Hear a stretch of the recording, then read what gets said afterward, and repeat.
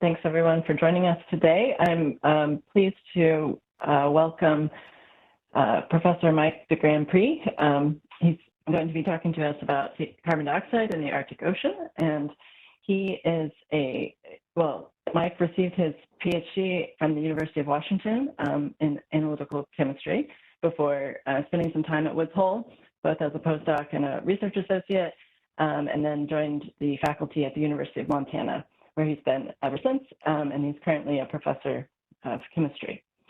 And Mike's research covers many different topics related to mainly CO2, and he's had a lot of successful research and has spent a lot of time developing and applying chemical sensors for studying carbon cycling. And so I will let him take it away from here. Thank you very much, Mike. Great, thanks, Allison. Thank you for the invitation to speak today.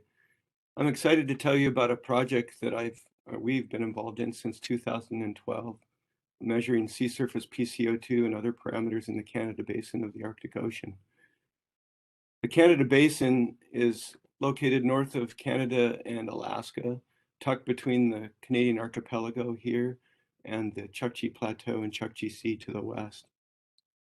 It's the largest sub-basin of the Arctic Ocean and is the focus of an NSF Arctic Observing Network study that has funded cruises on this ship, the Louis S. St. Laurent, the largest Canadian icebreaker, since 2003.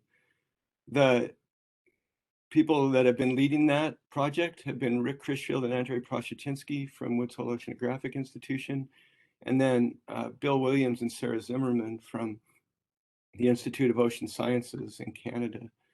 This has been a terrific team to work with. They've really facilitated the work that we've done and made it more successful than it would be otherwise. And this team has recently been joined by Isabella Labrosse, who's from Woods Hole. And she's actually on the cruise right now in the Canada Basin, and things seem to be going well so far, except there's not a lot of ice to be found. The WHOI and Institute of Ocean Sciences effort is mostly focused on quantifying freshwater changes in the Canada Basin and other Arctic Ocean areas, in addition to mapping out geochemical and other parameters along this cruise track every year. They've also been deploying ice-tethered profilers, usually far to the north where there's more ice, to deploy the ice-tethered profilers. And then 3 moorings that go in at these squared sites here in the central sort of Canada Basin area. I won't describe the instrumentation on these yet. I'm going to talk about those when I talk about specific data that I'll show that we've gathered. But yeah, we've collected almost 9 years of different data sets from this part of the Arctic Ocean.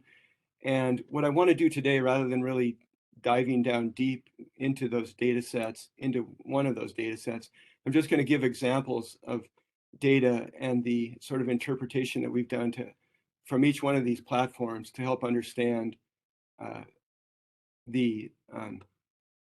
what's driving the variability and why it's changing. And I didn't maybe say that we've been measuring underway pCO2 on the ship, as well as measuring CO2 on these other platforms. So just a little bit about the Arctic Ocean. It's only about 2.6% of the ocean area, but contains about 10% of the global shelf area and 10% of the global river input. It has a very large range of primary production from some of the most productive shelf regions in the world in these coastal areas, and some of the most oligotrophic areas in the world in these Arctic subbasins. But the Arctic Ocean is probably mostly well known for its rapidly changing ice extent and volume. Shown here is an image which depicts the median ice extent from 1981 to 2010 during the ice minimum period, which typically occurs this time of the year in September. And the ice coverage that we typically see there in September right these days. It's about 50% of the ice coverage based on the median average. median levels in that region. In addition, the Arctic Ocean has complex physical oceanography and lots of different sources of water and exits for that water. And those inflows seem to be changing with time just to make it more complex and making our biogeochemical data sets more difficult to interpret. But regarding CO2,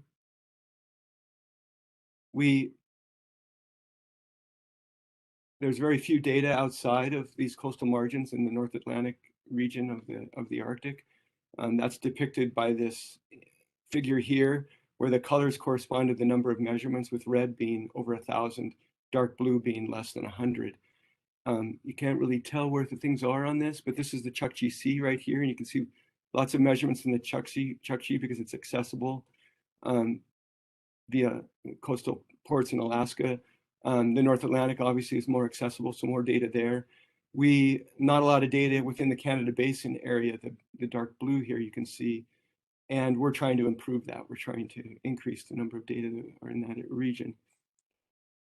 But overall, the data indicate that CO2 is undersaturated throughout most parts of the Arctic Ocean.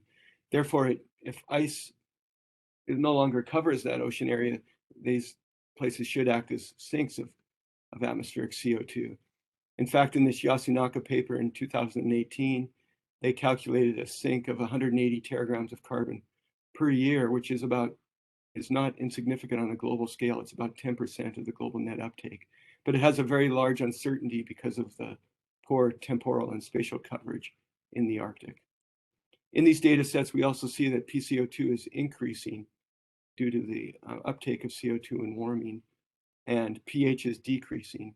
And I'll talk and show more convincingly, based on these are old papers, some new papers that we've published show that this is indeed the case, that pCO2 is increasing. We can calculate air-sea CO2 fluxes using this equation, where this is the flux of CO2. K is the gas transfer velocity, which is a function of wind speed. S is the solubility, which is a function of temperature and salinity. And then pCO2W is the water side pCO2, that's what we're measuring. And the air side is this pCO2 air, which can be obtained from either the Barrow site, the Clean Marine site in Barrow, or Alert site in Canada. We apply this correction factor for the ice fraction, the ice coverage. So if it's 100% ice coverage, this is 1, and the flux goes to 0. And others have shown through eddy correlation methods that this correction for just showing that this is an open water, therefore it can exchange with the atmosphere, is a fairly accurate estimate gives a fairly accurate estimate of the air-sea fluxes.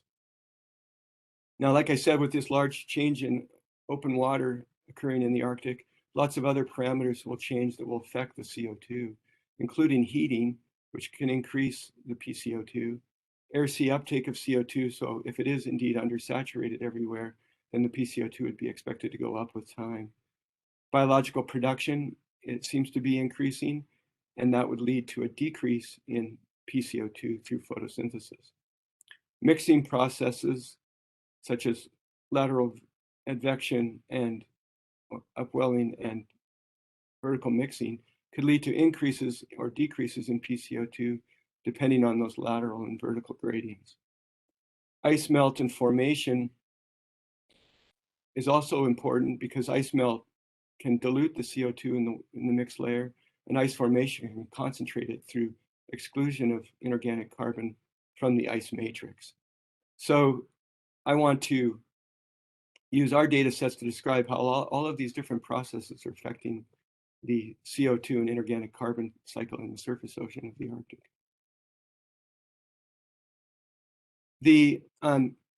Thinking about mixing and production in the Canada Basin in regard to how it affects CO2, we can look at the salinity profile, which is very steep within the first 50 meters, 100 meters of the water column, and the mixed layer rarely extends below 25 to 40 meters. Others have shown that this stratification persists throughout the winter months. So the nutrients, this is a record collected from the Louis in 2014 and 2015 with the same scale as the salinity scale here in blue, that there's a nutricline at about 50 meters. And so typically the mix layer cannot reach down to that depth to mix nutrients into the surface ocean and increasing production. But we have evidence within an ice-tethered profiler data set that suggests that a storm caused mixing and then drove production. The ice-tethered profilers are deployed, I'm going to describe these here first before I talk about the data, are deployed through the ice with a profiler that climbs up and down the wire from about 7 meters depth down to about 800 meters. The profiler contains a CTD and sometimes oxygen sensors and sometimes biooptical sensors. What we've been doing is deploying our CO2 sensors and other sensors right here below the ice, about 4 meters below the ice. And then these data are transmitted via satellite to the WHOI website where they're logged. Here's one of these ITPs on the ice. Here's one, some WHOI folks stuck a camera through the ice adjacent to where the ITP was being deployed and took some snapshots of the our instrument being lowered down into the water column. So there it is, about 4 meters below the ice, and dangles in the mix layer there typically. So here are a bunch of ITP records. The ITPs obviously drift with the ice, and these drift tracks are colored corresponding to the pCO2 levels during these different deployments. These aren't all of the ITP records that we've collected, but I just wanted to show a few for example. What I want to do today is talk about ITP 64 and ITP 65. The ITP 64 was deployed in open water because of the lack of ice in 2012 when these instruments were deployed. And then ITP 65 was deployed through the ice. Collected these data over about a 50-day period. Some of these, this is pCO2, this is oxygen. Some of these data dropouts are due to the inductive modem not sending data up the cable to the satellite.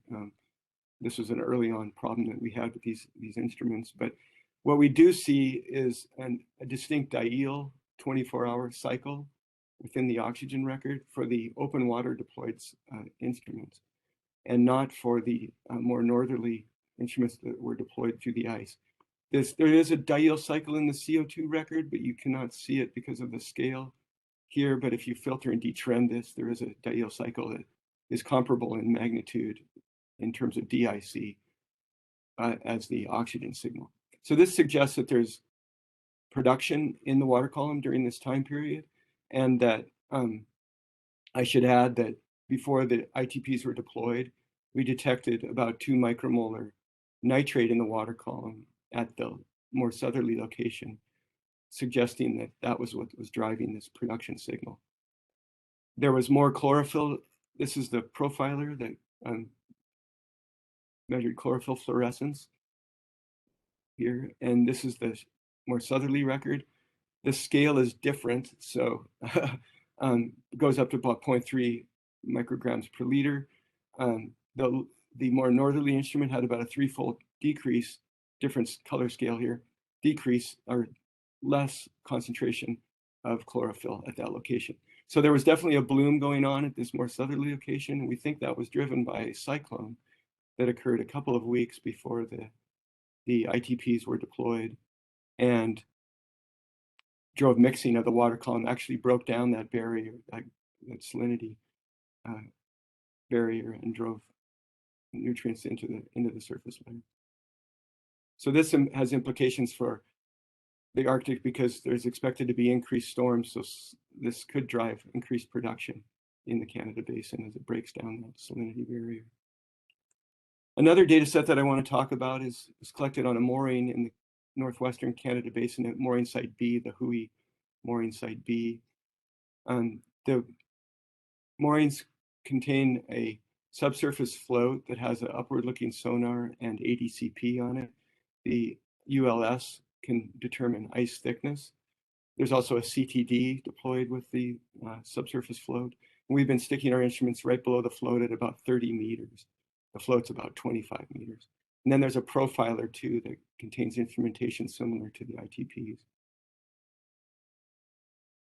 Here's a record from 2014 that I wanted to discuss that is a full year of data from October to late September of 2014, 2015.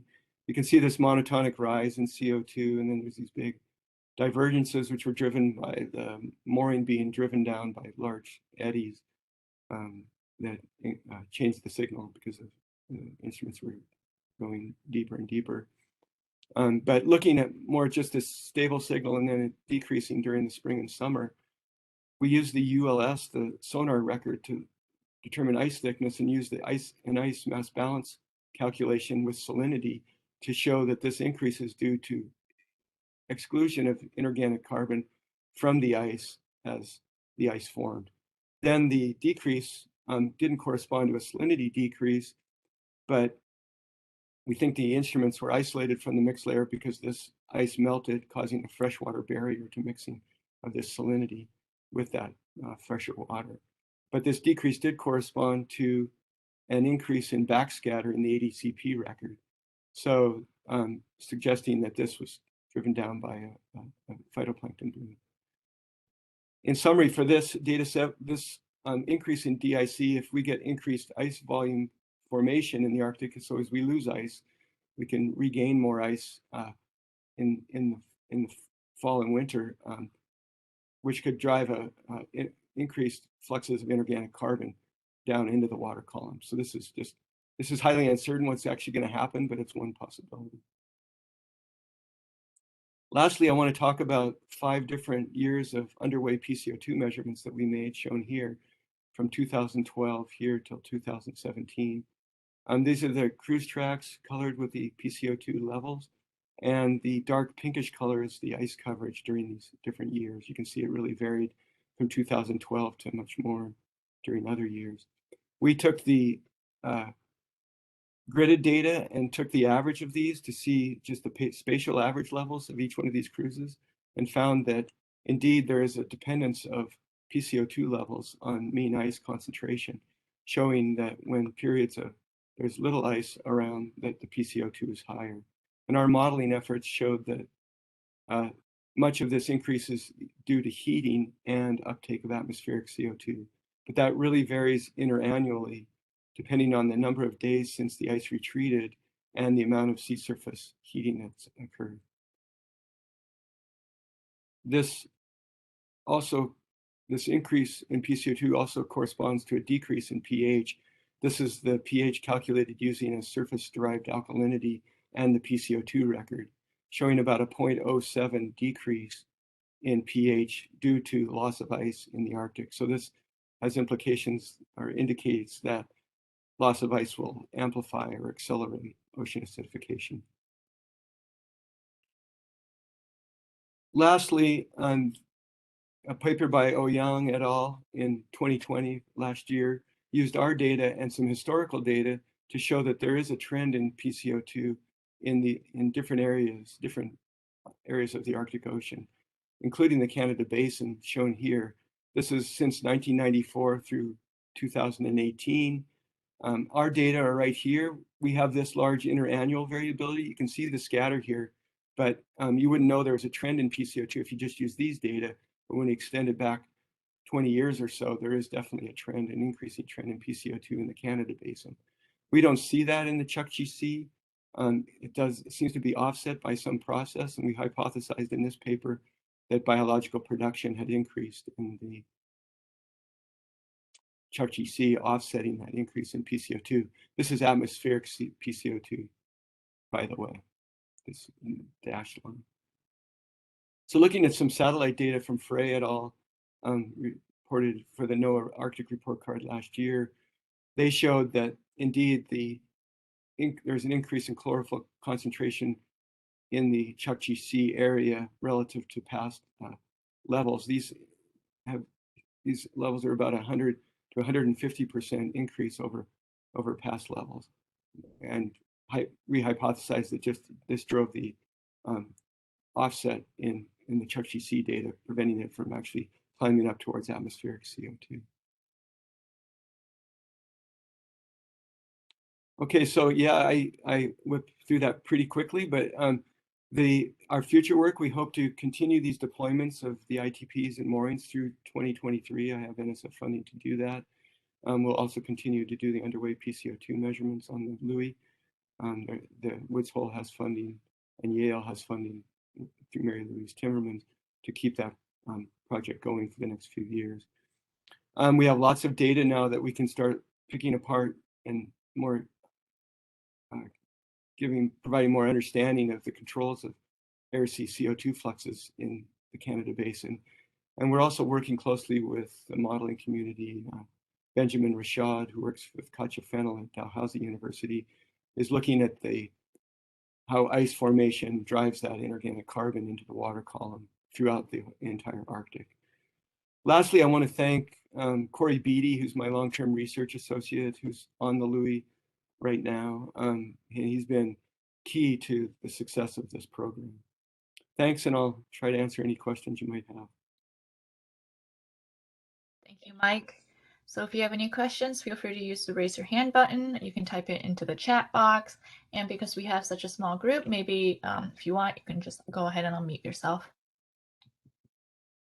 I have a quick question, just kind of maybe a little technical, but you mentioned that the ice tethered profilers, one of them was deployed in open water. So are they flexible platforms? Like if the ice melt, I mean, I'm not that familiar with the instrumentation.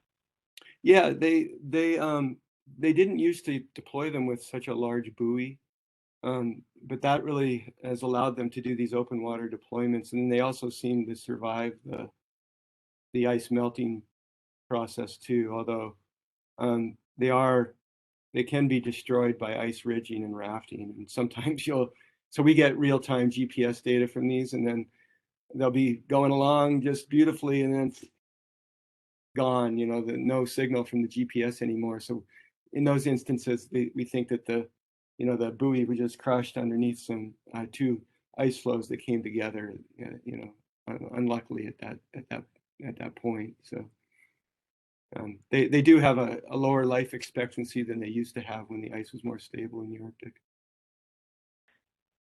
Yeah, I was wondering if the future changes in the ice coverage in the Arctic might impact how effective the ITPs can be as an observing platform.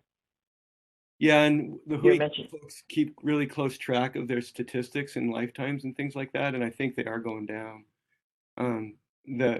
They're still having good, like the last 3 deployments that we participate in. We don't always put our CO2 sensors on those, but the last 3 we've been on, they've lasted the full year. And even last year, they recovered a couple of them, which they normally don't do. They're expendable because the ship won't go out of its way to pick them up. It's too expensive. But the last few we've been on, and there's one out there now that's lasted this whole year. So they still have very good data coverage, really. I mean, you'll get 1,000 profiles from these ITPs before they go offline. See, I see a question from Mike Patterson, and feel free to unmute yourself if you want. How are findings helping to inform the Arctic Observing Network? Yeah, so our data have been key to showing this trend in increasing pCO2 in the Canada Basin. So prior to that, there was no real time series effort taking place in terms of CO2 measurements, inorganic carbon measurements. I mean, the Canadian scientists measure inorganic carbon from CTD-CAS, and that data set's really, really valuable, and that is a good, strong time series. But in terms of sea surface pCO2, there was no concerted, focused effort in getting long-term time series. So we've really changed that. So in the design then of the Arctic Observing System, then will the value of the ITPs and mooring measurements of pCO2, will that be incorporated in the design? Is there hope that there will be kind of a network of these capabilities for pCO2 pCO2 in situ measurements. Oh, I see, a broader spatial network. Yeah. Well, that hasn't really, the WHOI folks used to deploy the ITPs on other ships, and they still do some of that, including in the Eurasian Basin and other places. So that network is sort of still exists, but we haven't gone beyond the Canada Basin in terms of these measurements, although these instruments are commercially available and could be utilized by others in different places. So the network in this sense is really focused spatially in the Canada Basin, but it could be expanded by others.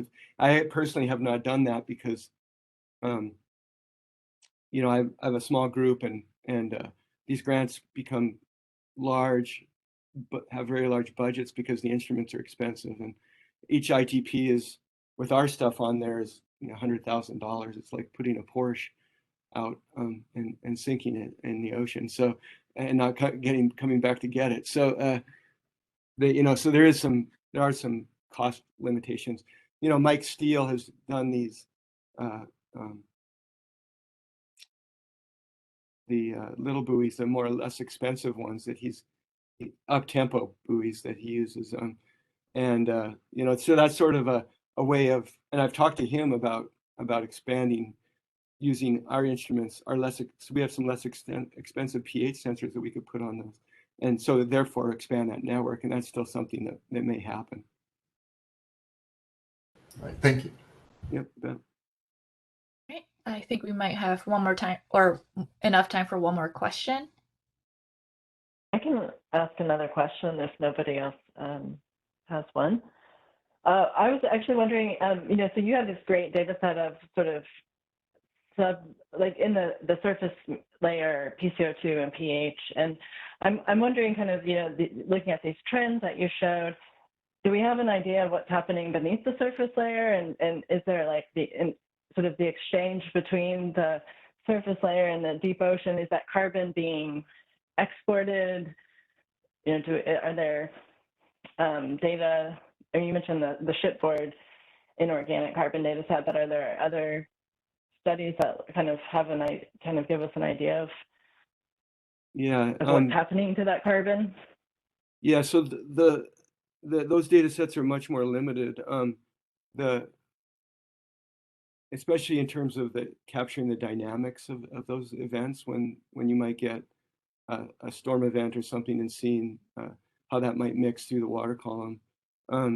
So yeah, we have a limited amount of information below the mixed layer in the Arctic.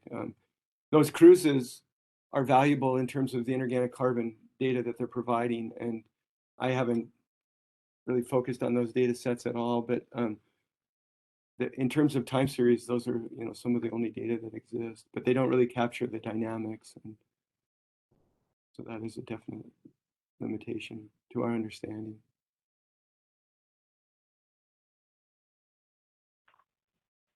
Great. I think that'll wrap up the webinar for today. So thank you so much, Mike, for giving our panel a talk. Great, thank you. Thank you for attending.